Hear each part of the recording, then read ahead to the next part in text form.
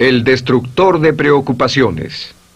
Una de las grandes metas en la vida es lograr la paz mental, y la razón por la que muy pocas personas tienen paz mental es porque no la ven como una meta bastante importante, y si lo hacen no se toman el tiempo para entender lo que se interpone entre ellos y su paz mental. Ya hablamos de uno de los principales obstáculos o principales pares de obstáculos, que son los patrones de hábitos negativos, el temor al fracaso, el temor al rechazo.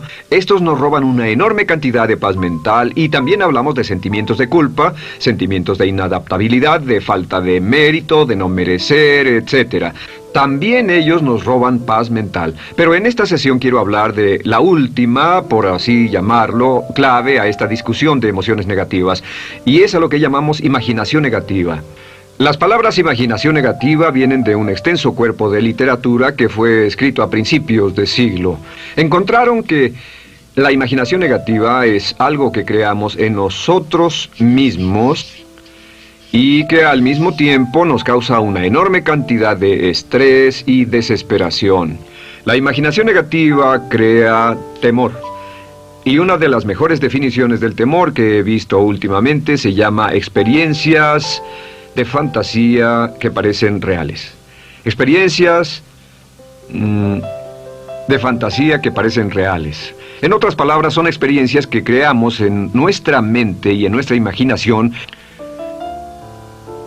y vivimos con ellas, y entre más vivimos con ellas, más reales se vuelven. Tengo 3 hijos, y si los dejo ver una película de miedo, aunque insistan en verla, comienzan a pensar que hay criaturas monstruosas bajo su cama, en sus alcobas, etc. Son las experiencias de fantasía que se vuelven reales. Y una vez, con el pequeño Michael, no pudimos lograr que durmiera en su alcoba porque estaba convencido de que había monstruos ahí. ¿A qué llamo imaginación negativa? Lo traduzco como preocupación. La preocupación es una forma sostenida de temor causada por la indecisión. La preocupación es una forma sostenida de temor causada por la indecisión. ¿Eso qué significa? Significa que cuando tomamos decisiones, nos deshacemos de la preocupación. Hace algunos años se hizo un estudio donde muchas personas fueron estudiadas y se les preguntó de qué se preocupaban en ese momento. Por las respuestas vieron que esto es de lo que las personas se preocupan. Un 40% de las preocupaciones que las personas tenían era por cosas que nunca pasaron.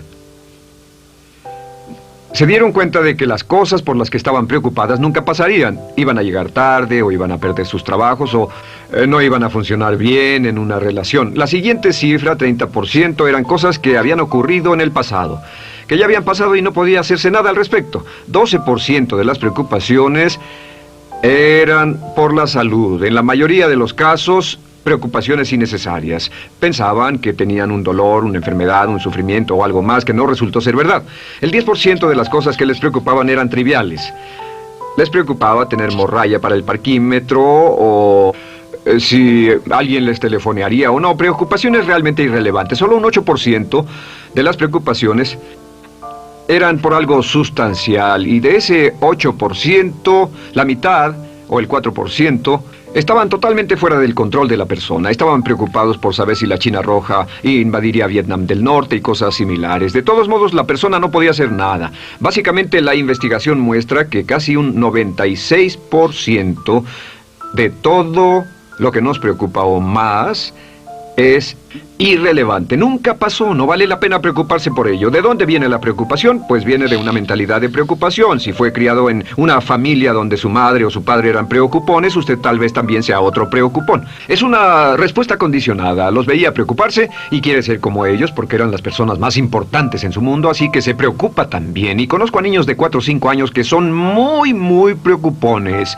Y ellos y sus padres se sientan juntos y se preocupan aunque no hay nada por qué hacerlo. Pero son las experiencias de fantasía que se vuelven reales. Nuestra labor es eliminar la preocupación, y voy a darle 2 o 3 ideas simples que puede usar. Número 1, que es una de las más populares de todas, simplemente es esto: viva un día a la vez. Viva un día a la vez.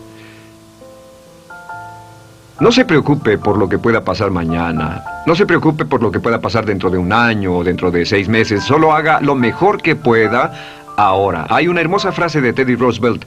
Dijo algo que significaba esto: haz lo que puedas, donde estés, con lo que tienes, y no te preocupes por el resto.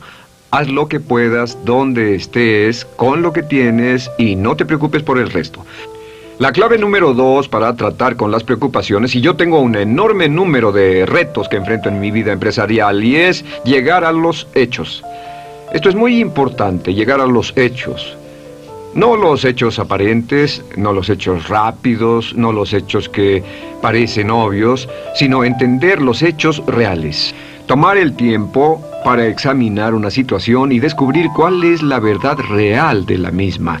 He descubierto que la mayoría de las situaciones de preocupación se evaporan si hay suficientes hechos. Si oye que alguien ha hecho algo o no, si oye sobre un cambio en su negocio, en su vida personal o un cambio en una de sus relaciones, averigüe, llame a esa persona, descubra de la fuente correcta la respuesta y a menudo descubrirá que los hechos eliminan la preocupación.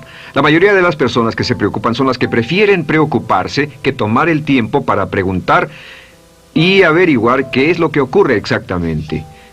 Pregunte, investigue, lea, haga su tarea, consiga los hechos. Uno de los requisitos más importantes, por cierto, para su éxito en los negocios o en alguna otra cosa, en cualquier otro campo, es consiga los hechos que necesita para que sus respuestas sean exactas y actualizadas. El tercer método se llama el destructor de preocupaciones.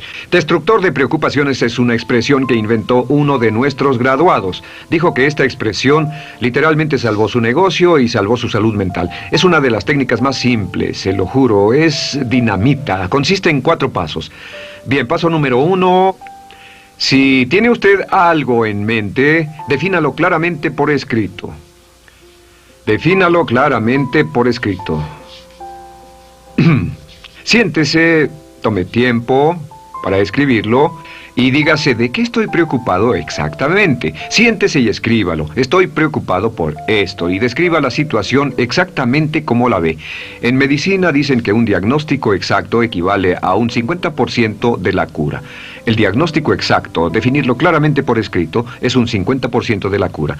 Y un punto importante aquí es que a veces cuando parece tener un problema abrumador, tiene más de un problema, tiene una situación llamada enjambre. Tenemos 1, 2, 3, 4 problemas juntos. Si los define claramente por escrito, puede escribirlos 1, 2, 3, 4.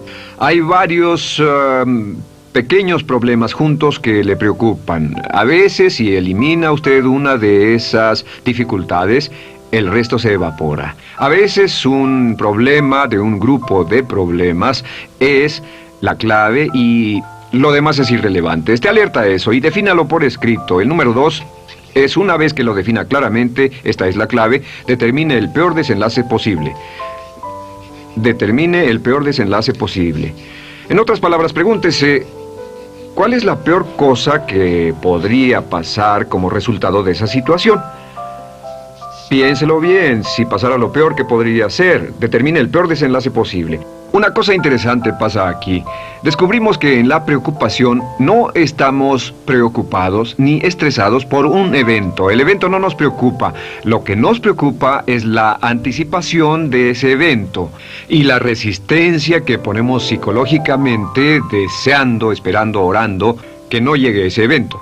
Si determinamos cuál puede ser el peor desenlace posible y dice que lo peor que podría pasar es esto, y lo concretamos y lo ponemos por escrito, descubrimos algo notable. Su preocupación desaparece.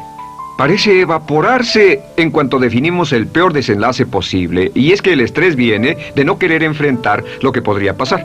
Hablaremos más tarde de esto, pero es el fenómeno psicológico de la negación. Lo negamos, no queremos enfrentarlo. Si tiene una inversión y la inversión cada día está peor, debe decirse a sí mismo qué es lo peor que podría pasar con esta inversión, y lo peor es que puede perderlo todo.